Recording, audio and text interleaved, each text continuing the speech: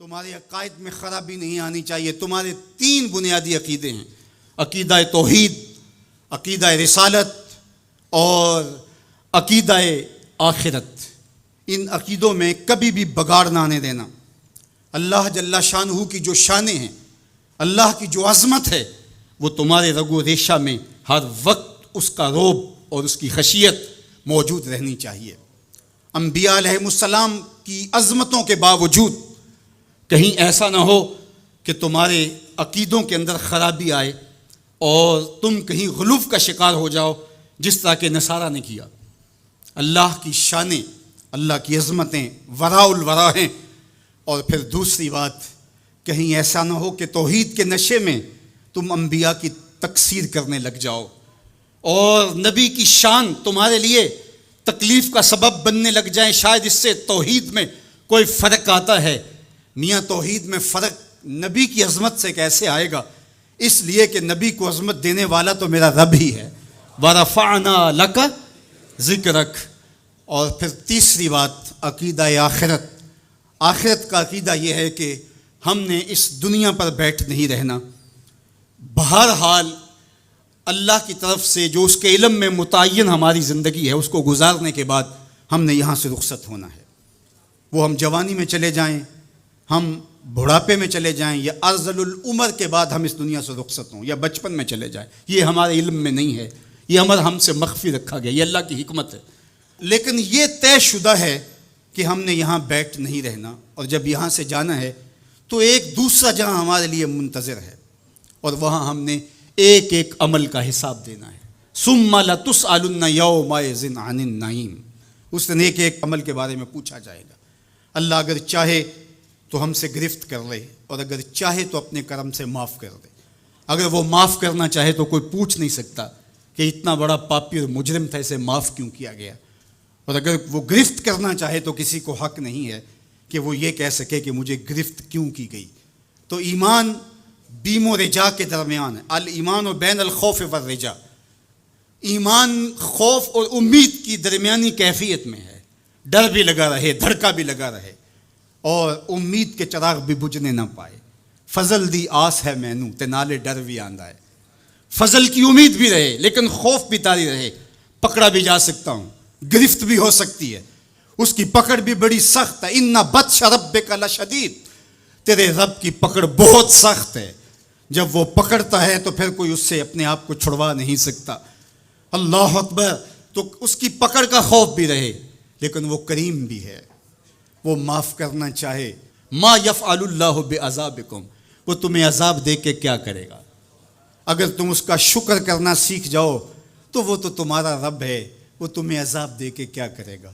تو امید بھی روشن رہے اور خوف بھی طاری رہے. تمہید الایمان کے اندر شیخ عبدالحق محدث دہلوی علیہ رحمہ حضرت سیدنا عمر رضی اللہ تعالیٰ عنہ کا قول بیان کرتے ہیں کہ وہ فرماتے ہیں کہ اگر مجھے یہ پتہ چلے کہ سارے لوگ جنت میں جائیں گے، ایک شخص جہنمی ہوگا، تو میں ڈرتا ہوں کہیں وہ ایک میں ہی نہ ہو جاؤں. اور اگر مجھے یہ پتہ چلے کہ سارے لوگ جہنم میں جائیں گے اور ایک ہی جنت میں جائے گا، تو مجھے امید ہوگی شاید وہ ایک میں ہی ہو جاؤں.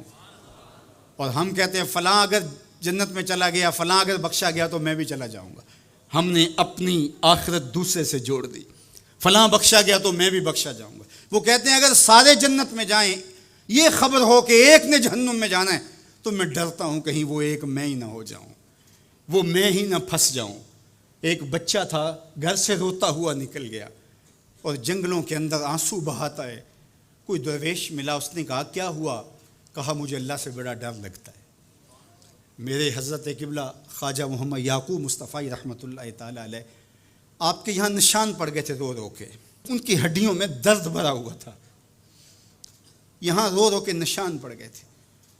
تو یہاں ایک بزرگ ہوتے تھے، انتقال کر گئے. وہ کہتے ہیں ایک دن میں گیا تو انہوں نے دونوں اپنے گھٹنے کھڑے کیے تھے اور اپنی باہیں اس کے گرد لپیٹی ہوئی تھیں اور ایسے سر جھکایا تھا. تو میں نے جا کے سلام کیا تو انہوں نے سر اٹھایا تو وہ رو رہے تھے. تو میں نے کہا کہ آپ اتنا روتے کیوں ہیں؟ تو وہ کہتے ہیں کہ ان کے انداز نے میرے اندر درد بھر دیا. انہوں نے ایسے سر اٹھایا اور کہا اس سے ڈر آتا ہے، اس سے ڈر آتا ہے. کرم دی آس ہے مینوں تے نالے ڈر بھی آندا ہے. فضل دی آس ہے مینوں تے نالے ڈر بھی آتا ہے. یہ امید کہ میری بخشش و مغفرت ہو اور یہ خوف کہ اگر میں پکڑا گیا. تو وہ بچہ رو رہا تھا. تو اس فقیر نے پوچھا بیٹے کیوں رو رہے؟ کہ اللہ کا ڈر آتا ہے. تو کہا تمہارے دامن پہ تو گناہ ہی نہیں. کہتے ہیں بڑے کی عزت اس لیے کرو کہ اس کی نیکیاں زیادہ ہوں گی، اور چھوٹے کی تکریم اور شفقت اس لیے کرو اس کے دامن پہ گناہ نہیں ہے. اللہ اکبر. ہم لوگوں کے گناہ دیکھتے ہیں اور اپنی خوبیاں دیکھتے ہیں. صوفیاء کا ایک جملہ ذہن کی تختی پہ لکھ لیجئے، جب عیب دیکھنے کا شوق آئے وہ کہتے ہیں اپنے اندر اتر جاؤ، اور جب خوبیاں دیکھنے کا شوق آئے تو دوسروں کو دیکھو. دوسروں کو دیکھو، کسی کے اندر کوئی خوبی، کسی کے اندر کوئی خوبی. تو کہا کہ اللہ سے ڈر آتا ہے. تو کہا کہ بیٹے تم نے تو گناہ ہی کوئی نہیں کیے. تو کہا آج میں نے عجیب ماجرا دیکھا جس نے مجھے گھر سے نکال دیا. کہا کیا؟ کہا کہ میری ماں کھانا پکانے کے لیے چولہے میں آگ جلانے لگی. تو اس نے لکڑیاں رکھی تو لکڑیوں کو آگ نہیں لگ رہی تھی. تو اس نے چھوٹی چھوٹی لکڑیاں توڑ کے پہلے نیچے رکھی اور پھر ان کو آگ لگائی. ان کو آگ لگی تو پھر بڑی لکڑیوں کو بھی لگی. تو میں روتا ہوا گھر سے بھاگ آیا ہوں جنگل میں. کہیں ایسا نہ ہو کہ قیامت کے دن بڑے بڑے مجرموں کو آگ نہ لگے تو چھوٹے چھوٹوں کو رکھ دیا جائے. تو جب خوف سرایت کرتا ہے تو یہاں عمر نہیں دیکھی جاتی. اور بڈھا پاپی سب سے بدترین شخص وہ ہے جو بڑھاپے کے باوجود بھی بدکاری نہیں چھوڑتا. کہتے ہیں جب کوئی بندہ 40 سال کا ہوتا ہے پھر اس کا عذر باقی نہیں رہتا. 40 سال تک اس کا عذر باقی رہتا ہے، لیکن جب 40 سال کا ہو جائے اب سن کہولت میں آ گیا، اب اگر وہ گناہ کرتا ہے تو کوئی عذر نہیں ہے. ہڈیاں کمبن گوڈے کھڑکن تے اڑ گیا لک تیرا، اجے بھی بدیوں باز نہ آئیوں جیو مرد دلیرا. یا ایھا الانسان ما غرک بربک الکریم. میرا رب پکار پکار کے کہہ رہا ہے او بھاگنے والے انسان آجا پلٹ کے، تیرا رب بڑا ہی کریم ہے. میں یہ بات 100 بار کہی، میرے سننے والے مجھ سے 1000 بار سن چکے، لیکن لفظوں کی چاشنی اور امید کی ایسی جگمگاتی کرنیں روشن ہوتی ہیں کہ دل میں چراغاں ہو جاتا ہے. اور جب میں یہ بول رہا ہوتا ہوں تو میرے اندر پھل جھڑیاں پھوٹ رہی ہوتی ہیں، اور اللہ کے تشکر کے اندر درد کی کیفیت بھی پیدا ہو رہی ہوتی ہے کہ وہ رحمت برے لہجے میں پکار کے کہہ رہے سرکش کو، متمرد کو، باغی کو جو اس کی دہلیز چھوڑ کے بھاگ گیا، او بھاگنے والے آجا پلٹ کے، تیرا رب بڑا ہی کریم ہے. کوئی ایسے بھی آواز دیتا ہے، کوئی ایسے بھی مجرم کو پکارتا ہے. یہاں رک کے میں ایک اور جملہ بھی کہنا چاہتا ہوں. اعتدال میں حقوق اللہ اور حقوق العباد کی جو لوگوں نے تقسیم کی اور اس کا اپنا معنی متعین کیا، وہ ایک مشہور تو ہے لیکن حقیقتاً وہ معنی متعین نہیں ہے. اللہ کے حق فائق ہیں مخلوق کے حق سے. عمومی طور پہ کہا جاتا ہے یار حقوق اللہ کی خیر ہے بس حقوق العباد کا خیال رکھو. یہ عمومی بات کہی جاتی ہے. تو یہ بات اچھی طرح ذہن نشین کر رہے ہیں. یہ بھی آپ کے اعمال میں اور آپ کی افکار میں اور آپ کے نظریات میں غلوف پیدا ہو گیا کہ آپ نے اللہ کے حق کو کمتر سمجھ لیا اور مخلوق کے حق کو غالب سمجھ لیا. ایسا نہیں ہے، اللہ کے حق سب سے زیادہ ہیں. اللہ تعالیٰ قرآن مجید میں ایک موقع پر ارشاد فرمایا وَمَا قَدَرُ اللَّهَ حَقَّ قَدْرِهِ. انہوں نے اللہ کی قدر کا حق ہی ادا نہیں کیا. وہ تمہارا خالق لگتا ہے، خالق کے بڑھ کے حق کس کے زیادہ ہو سکتی ہے؟ تو جو مختلف روایات کے اندر حقوق العباد کی طرف توجہ دلائے گی تو اس کا مطلب یہ ہے، مفہوم یہ ہے کہ اللہ تو کریم ہے، وہ معاف کر دے گا، بندہ تو معاف نہیں کرے گا. بالخصوص قیامت کے دن جب پھنس گیا اور اس کی اپنی بدعمالیاں بھی اس کے پاس ہوئیں اور کسی نے اس کا حق غصب کیا ہوا ہوگا تو پھر کیا ہوگا؟ اب وہ تو خود پھنسا ہوا ہے تو وہ کبھی نہیں چھوڑے گا. اب اللہ تعالیٰ کس طرح اس معاملے کا حل فرمائے گا کہ یہ شخص جس نے حق کھایا ہے، جس نے زیادتی کی ہے، تو اس دوسرے شخص کو اپنی نیکیاں دے گا. نیکیاں لینے کے باوجود بھی اگر وہ پاپی اتنا بڑا ہے کہ ابھی بھی کام نہیں بنتا اور اس کے ذمے قرض بھی باقی رہ گیا تو پھر یہ اس کو اپنے گناہ دے گا. تو اب قیامت کے دن کون چھوڑے گا؟ جہنم کی دہکتی ہوئی آگ سامنے ہوگی اور ایک بندہ پھنسا ہے اور یہ بھی پھنسا ہوا ہے تو اس کی جان اس کو اپنے گناہ دے کے اس کی نیکیاں لے کے چھوٹ رہی ہے تو وہ کیسے معاف کرے گا؟ وہ نہیں معاف کرے گا. اس لیے اس معنی کے اندر کہا کہ حقوق العباد میں کوتاہی نہ کرنا، اس لیے کہ اس کی معافی نہیں کرے گا. وہ اس کے پاس ایک چیز ہاتھ لگ جائے گی وہ تو غنیمت سمجھے گا. تو اس کا یہ مطلب بھی کہیں نہیں ہے کہ بندے کے حق کہیں غالب اور زیادہ ہیں، اللہ کے حق کم ہیں۔ جو حق بندے کا اللہ پر ہے، اللہ نے تو پیدا کیا ہے۔ الذی خلقک فسواک فعدلک، کہا تیرے حق میرے اوپر زیادہ ہیں اس لیے کہ میں تیرا خالق لگتا ہوں۔ میں آپ سے پوچھتا ہوں، اس دنیا پر، اس عالم رنگ و بو میں، اس مادی کائنات میں سب سے زیادہ آپ کے کندھوں پر کس کے حق ہیں؟ تو آپ سب کہیں گے ماں کے حق۔ حضور سے بھی پوچھا گیا من ابرو، حضور میں سب سے زیادہ کس کے ساتھ حسن سلوک کروں، یہ حضور سے سوال کیا گیا۔ تو میرے آقا کریم نے فرمایا امک، اپنی ماں کے ساتھ۔ تو اس نے پھر دوبارہ سوال کیا، پھر حضور نے فرمایا کہ اپنی ماں کے ساتھ۔ پھر کہا حضور میں سب سے زیادہ نیکی کس سے کروں، میری نیکیوں کا، میرے حسن سلوک کا سب سے زیادہ حقدار کون ہے؟ تو آقا کریم نے فرمایا امک، تیری ماں۔ تو پھر اس نے چوتھی مرتبہ کہا تو حضور نے فرمایا تیرا باپ۔ تو 3 مرتبہ حضور نے ماں کا ذکر کیا۔ علماء نے یہاں لکھا کہ والد اولاد کی تربیت کرنے کے لیے مشقت سہتا ہے، کمائی کرتا ہے، یہ ایک مرحلہ ہے اس کا۔ ماں 9 ماہ تک اس کو اپنے پیٹ میں رکھتی ہے، ایک مرحلہ یہ۔ پھر ولادت کا دوسرا مرحلہ، زچہ بچہ دونوں کے لیے موت و حیات کی کشمکش ہے۔ اور تیسرا مرحلہ اس کی تربیت کا جس طرح باپ شامل ہوتا ہے۔ تو ماں کے 3 حق بیان کیے اور باپ کا ایک حق بیان کیا۔ مجھے بتاؤ وہ ماں اور وہ باپ جو اولاد کو اپنی آنکھوں کا تارا اور نور نظر کہتی ہے، کیا اس کے حق ساری زندگی بھی کوئی لگا رہے تو ادا کر سکتا ہے؟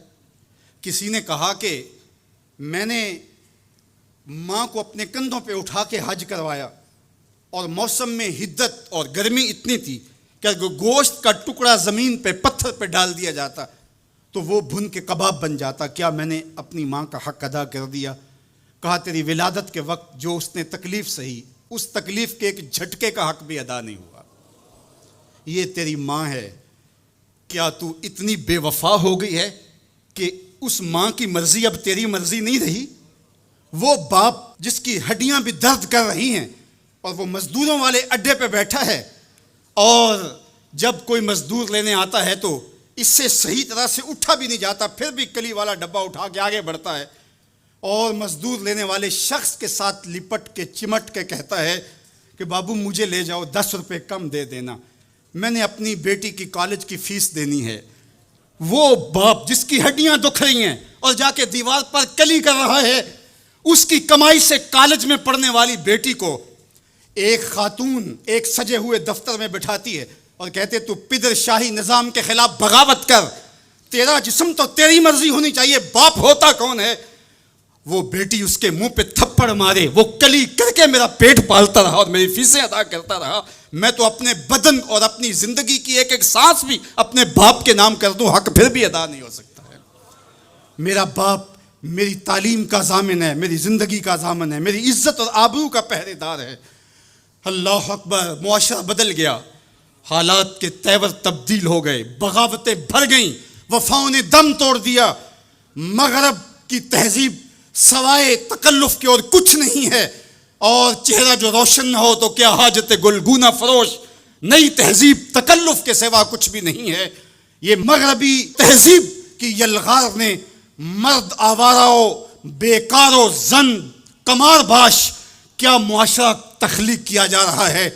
میرے حضور کے غلاموں، آؤ ہم نے دین حضور سے لینا ہے، اور یہ سارے چونچلے اور یہ ساری مغربی وظیفہ خور تنظیمیں یہ دم توڑ کے رہ جائیں گی۔ اس کائنات کے اندر اور اس وطن کے اندر جھنڈا لہرائے گا تو محمد عربی کے نظام کا ہی لہرائے گا انشاءاللہ۔ ہم حضور کے دین کو کھڑا کرنے کے لیے اور حضور کے نظم کو غالب کرنے کے لیے اپنی زندگی کے ایک ایک سانس کو حضور کے نام وقف کریں گے۔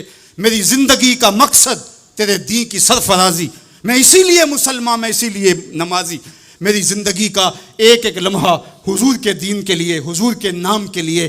تو حقوق والدین کے جو ہے وہ بہت سارے ہیں، کہا تو اس کے ایک درد کے جھٹکے کا جواب بھی نہیں دے سکا۔ ماں اولاد سے جو محبت کرتی ہے اور جو ماں کے حق ہیں وہ اتنے زیادہ ہیں کہ کسی پیمانے میں اس کو تولا نہ جا سکے۔ میں کہا کرتا ہوں سمندر کی پاتال تک تو کوئی پہنچ گیا ہوگا، لیکن ماں کے پیار کا کنارہ آج تک کسی نے نہیں پایا۔ یہ سڑکوں کے کناروں پر بڑے بڑے ہیوی ترازو نصب کر دیے گئے ہیں، پورا کنٹینر تول لیا جاتا ہے، لیکن آج تک ایسا ترازو میں نے نہیں دیکھا جس پر ماں کے پیار کو بھی تولا جا سکے۔ ماں جب بولتی ہے تو اس کے لہجے میں جبریل بولتا ہے، ماں جب مسکراتی ہے تو لگتا ہے جنت کی ساری کلیاں کھل اٹھی ہیں۔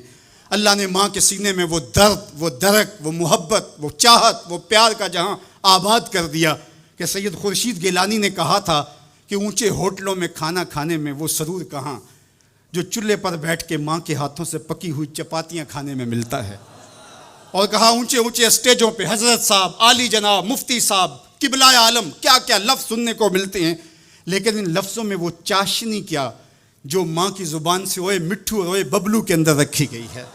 ماں کے سینے میں تڑپتی ہوئی ممتا اور محبتوں کا جہاں، اس کی کوئی مثال ہی نہیں ہے۔ ماں کو اتنا پیار کیوں ہے اور ساری زندگی ماں کے حق ادا کرتا رہے پھر بھی حق ادا نہ ہو، کیوں؟ اس لیے کہ ماں نے جنم دیا ہے۔ یہی جواب ہے نا آپ کا کہ ماں اتنا پیار اس لیے کرتے، اس کے حق کتنے ہیں کہ میرے حضور نے کہا پھر ماں، پھر ماں، پھر ماں۔ اتنے حق کیوں ہیں؟ اس لیے کہ اس نے جنم دیا ہے۔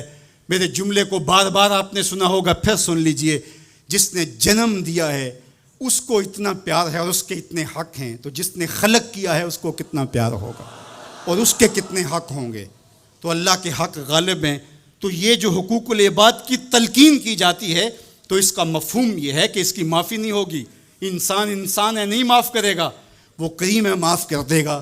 تو اس کا یہ مطلب کبھی بھی نہیں نکلتا کہ جو ہے وہ اللہ کے حق کوئی کمزور ہے اور مخلوق کے حق غالب ہیں۔ ہمارے اوپر سب سے بڑا حق ہمارے اللہ کا ہے، پھر رسول اللہ کے حق ہیں، پھر اس کے بعد ہماری ماں کے، ہمارے باپ کے، ہمارے مرشدوں کے، ہمارے استاد۔ ہم احسان فراموش لوگ نہیں ہیں، ہم جس کا بھی حق ہو اس کو پورا کرتے ہیں۔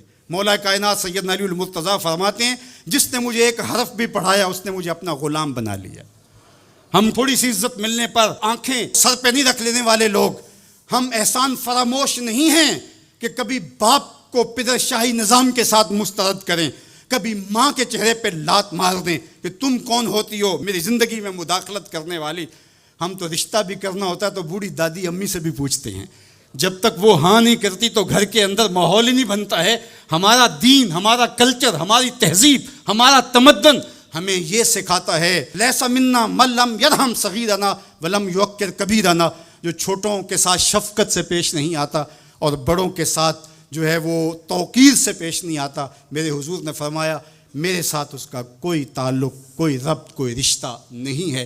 تو ہمارا دین تو ہمیں یہی سکھاتا ہے۔ تو بیم اور رجا کے درمیان ہمیں یہ سکھایا گیا۔ بات احترام کی چلی تو عقیدوں کے اندر جب غلوف پیدا ہوتا ہے تو اغیار کی سازشوں کا ہم نادیدہ اور دیدہ طور پہ شکار ہو جاتے ہیں۔ اقبال نے آج سے صدیوں قبل یہ بات جو ہے وہ ہونے والے حادثات کی نشاندہی کرتے ہوئے اپنے زمانے میں کہا تھا کہ تو کہ نشناسی خفی راز جلی ہوشیار باش، اے گرفتار ابو بکر و علی ہوشیار باش۔ کہا تو نہیں جانتا کہ تیرے ساتھ کیا کھیل کھیلا جا رہا ہے، ابو بکر اور علی کو آپس میں مقابل کھڑا کرنے والے ہوشیار ہو جا۔ یہ اغیار کی سازش ہے، یہ دونوں کرنیں سینہ محمد عربی کی ہیں۔ ابو بکر بھی حضور کے ہیں، علی بھی حضور کے ہیں، عثمان بھی حضور کے ہیں، اصحاب بھی رسول کے ہیں، اہل بیت بھی حضور کے ہیں۔ ہم ان کی چوکھٹ کے فقیر بھی ہیں اور ان کے در کے بھی غلام ہیں۔ ہم تو غلام ابن غلام ابن غلام ہیں۔ ہمیں تو ان کی وساطت سے دین ملا ہے۔ ہم ایک کا نام لے کر کے دوسرے کی نفی نہیں کر سکتے۔ اللہ کے محبوب علیہ الصلوۃ والسلام نے حضرت سیدنا علی المرتضیٰ کو دیکھا اور فرمایا، مسند امام احمد بن حنبل نے اس کو روایت کیا، نہج البلاغہ میں موجود ہے، سیدنا علی المرتضیٰ فرماتے حضور نے میرے بارے فرمایا، یہلک فی رجلان محب مفرط و مبغض۔ علی تیرے معاملے میں آ کے دو لوگ برباد ہوں گے۔ تیرا معاملہ حضرت عیسیٰ والا معاملہ ہے۔ ایک نے حضرت عیسیٰ سے بغض رکھا اور ان کی ماں پہ تہمت لگا دی، اور ایک نے حضرت عیسیٰ سے اتنی محبت کی انہیں ابن اللہ کہہ دیا، دونوں گمراہ ہو گئے۔ فرمایا تیرا معاملہ بھی حضرت عیسیٰ کا ہے، یہلک فی رجلان۔ حضرت علی خود فرماتے ہیں میرے معاملے میں دو لوگ برباد ہوں گے، محب مفرط و مبغض۔ ایک محبت کر کے برباد ہوگا، ایک بغض رکھ کے برباد ہوگا۔ امتن وسطہ، درمیانی امت ہو تم نے ترازو کے دونوں پلڑے پورے کر کے عدل کے تقاضوں کو پورا کرنا ہے۔ ایسا نہ ہو کہ علی کی محبت آنکھوں پہ پنٹی باندھ دے تمہیں ابو بکر بھی نظر نہ آئے، تمہیں غارے سور کی بلندیوں پر اپنے کندھوں پہ حضور کو اٹھا کے لے جانے والا صدیق بھی دکھائی نہ دے، اور تمہیں جو ہے وہ دشمن کے آگے سینہ تان کے کھڑے ہونے والا فاروق بھی دکھائی نہ دے، اپنا سارا مال حضور کی راہوں میں خرچ کر دینے والا تمہیں عثمان نظر ہی نہ آئے، تم یوں اندھے ہو جاؤ، اور ایسا بھی نہ ہو جانا کہ علی کا نام لیا جائے تمہاری طبیعت میں بے چینی آ جائے، تمہارے چہرے کا رنگ بدلنے لگے، تم علی کا نام گوارا نہ کرو۔ جس علی کا ذکر بھی عبادت ہے، تمہیں ٹھنڈ کیوں نہیں پڑتی ہے، تمہیں تسکین کیوں نہیں ہوتی ہے؟ تو کہا نہ ادھر لڑکنا، نہ ادھر لڑکنا، نہ تم گمراہیوں کا شکار۔ وَكَذَلِكَ جَعَلْنَاكُمْ أُمَّةً وَسَطًا، تم امت وسط بن کے رہنا، تم ترازو کے دونوں پلڑے برابر رکھنا۔ اور میں آپ کو امت وسط کے حوالے سے ایک ضروری بات وہ بھی بتانا چاہتا ہوں، اور وہ یہ کہ میرا اسلام، میرا دین امن کا دین ہے، قیام امن دین کے مقاصد میں شامل ہے۔ لیکن دوسری جانب اگر دشمن کی سرکوبی کے بغیر راستے نہ نکلتے ہوں تو اسلام کہتا ہے گھوڑے تیار رکھو، اسلام کہتا ہے تمہاری تیغ براں اس کے سر کو کاٹتی ہوئی آگے بڑھ جائے، تم ان کے جوڑ جوڑ پہ مارو، تمہیں جہاد کا حکم دیا گیا تو ان دونوں پلڑوں کو برابر رکھنا پڑے گا۔ کہیں ایسا نہ ہو کہ تم امن کی بات کرتے کرتے جہاد کو ہی بھول جاؤ، اور ایسا بھی نہ ہو کہ تم جہاد کی بات کرتے ہوئے امن کا مذاق اڑانے لگو جو کہ دین کے مقاصد سے ہے۔ جہاد بھی امن کے قیام کے لیے کیا جاتا ہے۔ آپ فقہا سے پوچھیں، فی نفس ہی قتال قبح ہے، حسن نہیں ہے، فی نفس ہی، لیکن یہ حسن کیسے ہوا؟ لغیر ہی ہوا، یعنی چونکہ قتال سے پھر پائیدار امن آئے گا، لہٰذا یہ مجبوری قبول کر لی گئی۔ تو اصل امن ہے، امن کے قیام کے لیے جہاد کیا گیا، اور اس میں تمہارا نفس نہیں آنا چاہیے۔ حضرت علی کے منہ پہ تھوک دیا جاتا ہے، پیچھے ہٹ جاتے ہیں چھاتی سے، علی کا نفس شامل ہو گیا۔ یہ ہمارا دین ہے، شہادت ہے مطلوب و مقصود مومن، نہ مال غنیمت نہ کشور کشائی، شہرت پسندی کے لیے۔ ابو امامہ الباہلی فرماتے ہیں حضور علیہ الصلوۃ سے پوچھا، ایک شخص شہید ہو جاتا ہے، جان راہ خدا میں وار دیتا ہے، لیکن اس کے دل میں ہے کہ چلو میری شہرت بھی ہو جائے گی تو اس کو اجر ملے گا؟ میرے حضور نے فرمایا فلا شیء لہ، اسے کوئی اجر نہیں ملے گا۔ تو کہتے ہیں میں سمجھا کہ میں اس بات کو صحیح طرح سے بیان نہیں کر پایا، تو میں نے پھر کہا حضور اعلاء کلمت الحق کے لیے، دین کی سربلندی کے لیے اس نے یہ سب کچھ کیا ہے، لیکن ساتھ یہ بھی ہے کہ چلو ناموری بھی تو ہوگی۔ حضور نے پھر فرمایا فلا شیء لہ، اسے کوئی اجر نہیں ملے گا۔ تیسری مرتبہ پھر پوچھا حضور اس کا مقصد اللہ کے جھنڈے کو اونچا کرنا، اعلاء کلمت الحق، لیکن ساتھ یہ بھی ہے چلو ناموری بھی تو ہوگی۔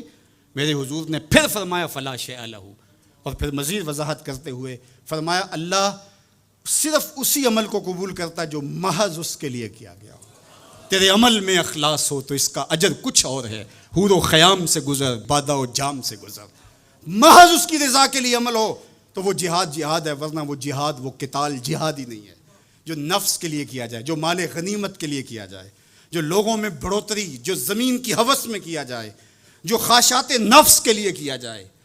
تو ہمیں جہاد کے لیے بھی شرائط دی گئی، لیکن اس کا مقصد امن کا قیام ہے۔ تو بعض اوقات ہم یہاں توازن برقرار نہیں رکھ پاتے، اور توازن کا برقرار نہ رکھنا بہت سخت نقصان کا سبب بن جاتا ہے۔ یہ بلڈ پریشر تھوڑا سا اوپر نیچے ہو گیا زندگی لے جاتا ہے، اب کہیں یہ تھوڑا سا ہی نیچے ہوا کیا فرق پڑا اس سے؟ میاں اس توازن کا نام ہی تو صحت ہے، صحت کا نام ہی تو زندگی ہے۔ 1262 سے لے کر کے 1290 تک خاقان اعظم قبلائی رہا، اس کے اندر دلچسپی پیدا ہوئی، مختلف مذاہب کی طرف رغبت پیدا ہو گئی، اس نے مختلف مذاہب کو ماننے والوں کو اپنے پاس بلایا۔ غلام مرتضیٰ میکش نے یہ تاریخ اسلام میں سارا واقعہ لکھا ہے، اور اس نے بدھ مت کے لاماؤں کو، ہندوؤں کے بڑوں کو، جوگیوں کو، پادریوں کو، سب کو بلا کے کہا مجھے اپنے اپنے مذہب کے حوالے سے کچھ بتاؤ۔ تو جو عالم دین گیا مسلمانوں کی طرف سے، اس نے جہاد کی آیتیں پڑھی، اور جس میں کفار کو قتل کرنے کا حکم نامہ تھا۔ تو قبلائی خان نے کہا کہ تمہارا دین کافروں کو قتل کرنے کی تلقین کرتا ہے؟ اس نے کہا ہاں۔ تو کہا پھر آپ ہمیں قتل کیوں نہیں کرتے؟ تو کہا کہ ہمارے پاس طاقت نہیں ہے۔ تو اگر طاقت ہو تو کہا پھر ہم تمہیں کاٹ دیں۔ تو اس نے وہیں کھڑے کھڑے حکم نامہ جاری کیا کہ ان کا دین اگر ہمیں قتل کرنے کا حکم دیتا ہے، طاقت نہ ہونے کی وجہ سے یہ رکے ہوئے ہیں، تو پھر یہ کیوں زندہ بچے؟ اس نے فوراً حکم نامہ جاری کیا، جو مسلمان سامنے اس کو کاٹ دو۔ مسلمان گاجر مولی کی طرح کٹنے لگے۔ یہ کلمہ حق کہہ کے آیا تھا وہاں۔ اس دور کے صوفی بزرگ اور عالم شیخ جلال الدین علیہ رحمہ، پتہ چلا کہ یہ ایک عالم کی لغزش سے سب کچھ ہوا ہے، عالم کا پھسلنا عالم کا پھسلنا ہے۔ تو گئے جا کے بادشاہ کو کہا کہ بادشاہ کیا ماجرا ہوا؟ کہا تمہارا دین ہمیں قتل کرنے کا کہتا ہے اور ہمارے پاس طاقت ہے، پھر ہم آپ کو کیوں چھوڑے؟ تو کہا صاحب وہ دین کی تعبیر کو سمجھتے نہیں تھے جنہوں نے آپ کو بتایا۔ حالت جنگ کے یہ احکام ہیں۔ عام دنوں کے اندر تو اسلام یہ نہیں کہتا، اور حالت جنگ کے اندر آپ بتائیے کون کسی کو چھوڑتا ہے؟ لیکن میرا اسلام پھر بھی بچوں کو چھوڑتا ہے، پھر بھی خواتین کو چھوڑتا ہے، مذہبی رہنماؤں کو چھوڑتا ہے۔ اس نے کھڑے کھڑے حکم نامہ جاری کیا کہ جو کٹ گئے ابھی تلوار نیام میں ڈال لی جائے۔ تو صاحب جب تک عدل نہیں ہوگا، جب تک آپ یکسر علم را دامن عقل باید، ایک سیر علم کے لیے 10 من عقل چاہیے، اگر آپ ترازو کے دونوں پلڑے برابر نہیں رکھ سکتے تو تمہیں تولنے کے لیے بٹھایا کس نے؟ میرا رب کہتا ہے وَكَذَلِكَ جَعَلْنَاكُمْ أُمَّةً وَسَطًا، ہم نے تمہیں امت وسط بنایا۔ ترازو کے دونوں پلڑوں کو برابر رکھنا، دونوں پلڑوں کو جھکنے نہ دینا۔ اللہ کے محبوب علیہ السلام نے دونوں پلڑے رکھے۔ المومن غر کریم، مومن سادہ مزاج ہوتا ہے، بھولا بھالا سیدھا سادہ ہوتا ہے۔ اللہ اکبر۔ اب مومن کا سیدھا سادہ ہونا یہ کہیں ایسا ہی نہ ہو کہ لوگ اس کو دعوے لگاتے رہیں۔ کہا فطرتاً تو ایسا ہی ہوتا ہے، اس کی طبع ہے کہ وہ اعتبار کر لیتا ہے، لیکن دوسرے مقام پہ کہا بیلنس بھی کر لو۔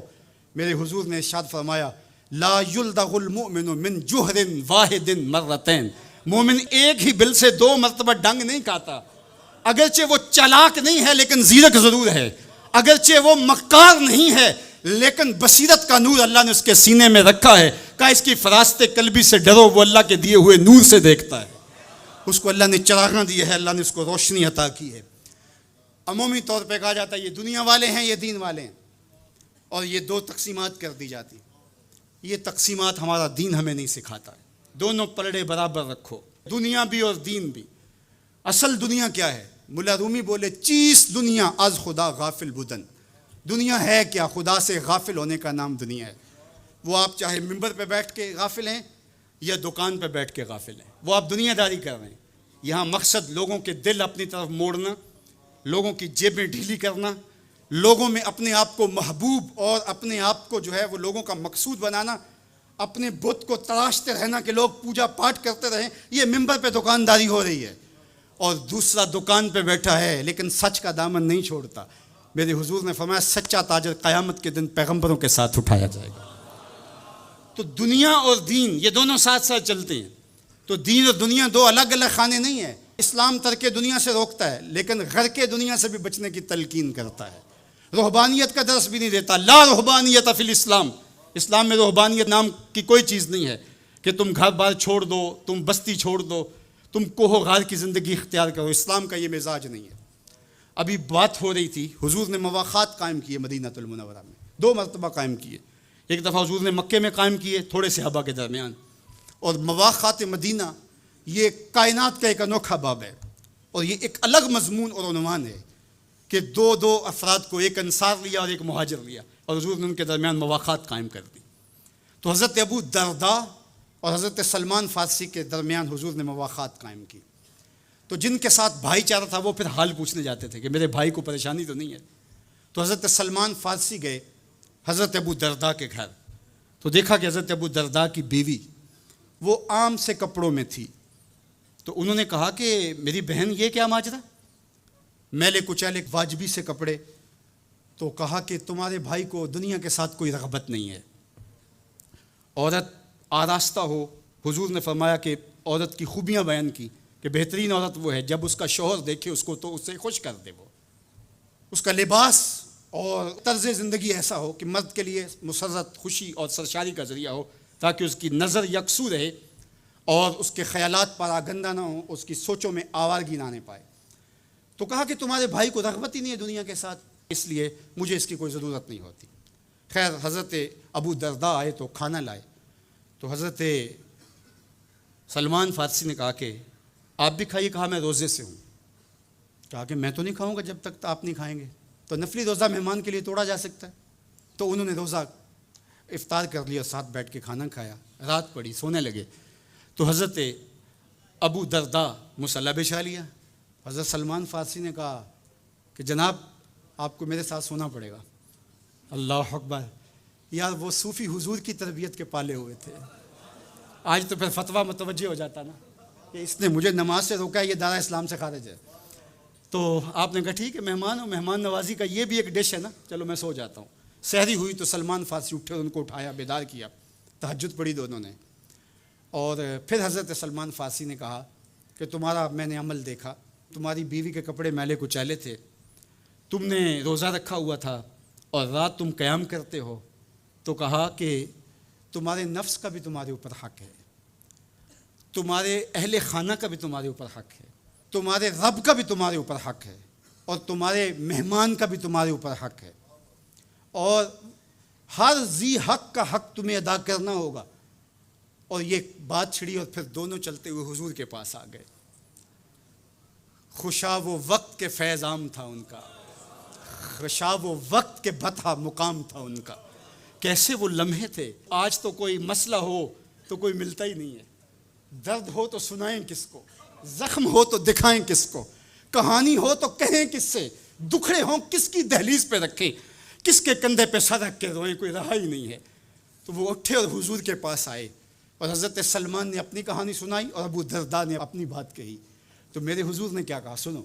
میرے حضور علیہ الصلوۃ والسلام نے ارشاد فرمایا صدق سلمان, کہا میرے سلمان نے سچ کہا ہے. تو ہمارا دین ہمیں یہ کہتا ہے کہ تمہاری زندگیاں خوبصورت ہو, رب کا حق بھی ادا کرو. اور حضور نے ایک شخص کو دیکھا وہ سخت کمزور ہے. تو آقا کریم نے فرمایا کہ کیا ماجرا ہے, تم بہت کمزور ہو. اس نے کہا کہ بہت ساری مصیبتیں ہیں جو میرا رخ کر رہی ہیں. تو میرے حضور نے کہا کہ تو نے اللہ سے کوئی دعا تو نہیں مانگی تھی. اللہ اکبر, یہ دل و قلب و نگاہ کے مرشد اولین ہیں. حضور تو سینوں کے چھپے راز بھی جانتے. کہا کہ تو نے کوئی دعا تو نہیں کی تھی رب سے. کہا جی حضور میں نے اللہ سے دعا کی تھی. کیا دعا مانگی. کہا میں نے اللہ سے کہا مالک جو بھی تکلیفیں ہیں مصیبتیں ہیں وہ آخرت کے حصے کی بھی دنیا پہ بھیج دے تاکہ یہیں فارغ ہو کے جاؤں, آخرت میری صاف ہو جائے. تو بڑے دکھڑے ہیں, بڑے غم ہیں, بڑی اذیتیں ہیں, بڑی بیماریاں ہیں جس نے مجھے کمزور کر دیا. تو بظاہر بڑی اچھی بھلی بات تھی کہ سارے دکھڑے دنیا پہ لے لی, آخرت صاف کر لی. لیکن میرے حضور نے کیا ارشاد فرمایا, فرمایا تم نے یہ کیوں کہا کہ آخرت کے دکھ بھی دنیا پہ مل جائیں, تم نے یہ کیوں نہیں کہا ربنا آتنا فی الدنیا حسنۃ وفی الآخرۃ حسنہ, اللہ دنیا میں بہتریاں دے دے آخرت میں بھی بہتریاں. وَكَذَلِكَ جَعَلْنَاكُمْ أُمَّةً وَسَطًا, جب تک ترازو پورا نہیں رکھو گے, جب تک دونوں پلڑے برابر نہیں ہوں گے تم آگے کبھی نہیں بڑھ سکو گے. یار میں تو سفر پہ نکلتا ہوں تو میرا ساربان گاڑی روک کے کہتا ہے میں نے ہوا چیک کروانی ہے, کسی ٹائر میں ہوا کم نہ ہو. مجھے تو لگتا نہیں, وہ کہتا ہے مجھے پتہ ہے گاڑی ڈول رہی ہے. یار ایک ٹائر میں ہوا کم ہو تو سفر نہیں ہو سکتا, تو کہیں ٹائر پھولا ہو اور کہیں چپکا ہوا ہو تو تم سمجھتے ہو مدینے پہنچ جائیں گے, مدینے نہیں پہنچ سکتے, تم تو کہیں نہیں پہنچ سکتے. وَكَذَلِكَ جَعَلْنَاكُمْ أُمَّةً وَسَطًا, دونوں ترازو کے پلڑے برابر رکھو, دونوں ٹائروں کے اندر ہوا پوری رکھو, پھر تمہاری گاڑی فراٹے بھرتے ہوئے مکے بھی پہنچے گی, مدینے بھی پہنچے گی. اس لیے کہا کہ تم نے امت وسط بننا ہے, اپنے دامن کو کبھی بھی دائیں بائیں جھکنے نہیں دینا, افراط و تفریط کا شکار نہیں ہونے دینا. طاعت اور خدمت خلق کے مابین بھی عمومی طور پہ ہمارے معاشرے کے اندر ایک غلط فہمی پائی جاتی ہے. کچھ لوگ کہتے ہیں جی بس میں تو اللہ کی مخلوق کی خدمت کرتا ہوں, مجھے کیا, میں تو حج بھی نہیں کیا, اس کے پیسے بھی غریبوں کو دے دیے ہیں. وہ تبلیغ کرتے ہیں لوگ کہ جناب قربانی کے پیسے بھی اگر غریبوں میں دے دیے جائے تو یہ زیادہ اچھا ہے, اس کی ان کی مدد ہو جائے. تو وہ اس خدمت خلق میں اتنا غلو کر جاتے ہیں کہ وہ اسلام کے شعار کا مذاق اڑانے لگ جاتے ہیں, اور جو عبادت والے ہیں انہیں ہمسائے کو دیکھنے کا موقع بھی نہیں ملتا. اور آپ جانتے ہیں کہ جب ایک بستی کو برباد کرنے کا حکم دیا گیا تو کہا کہ یہاں تو ایک بستی میں شخص رہتا ہے جس کا سر سجدے سے اٹھتا ہی نہیں. کہا میرے بندوں کے اوپر قیامتیں ٹوٹیں اور ان کے اوپر ظلم اور جبر کے پہرے ہوں اور اس کے ماتھے پہ شکن نہیں آتا، اس کے سمیت ہی بستی کو لٹ کے رکھ دو۔ یار عبادت کرتے ہو لیکن ہمسایوں کا خیال بھی رکھو۔ میرے حضور علیہ الصلوۃ والسلام نے لعاب پھینکا نا تو صحابہ نے اپنے ہاتھوں پہ لے کے اپنے منہ پہ بن لیا۔ کائنات کے اندر آپ کو ایسا کوئی محبوب نہیں ملے گا جیسے حضور ہے۔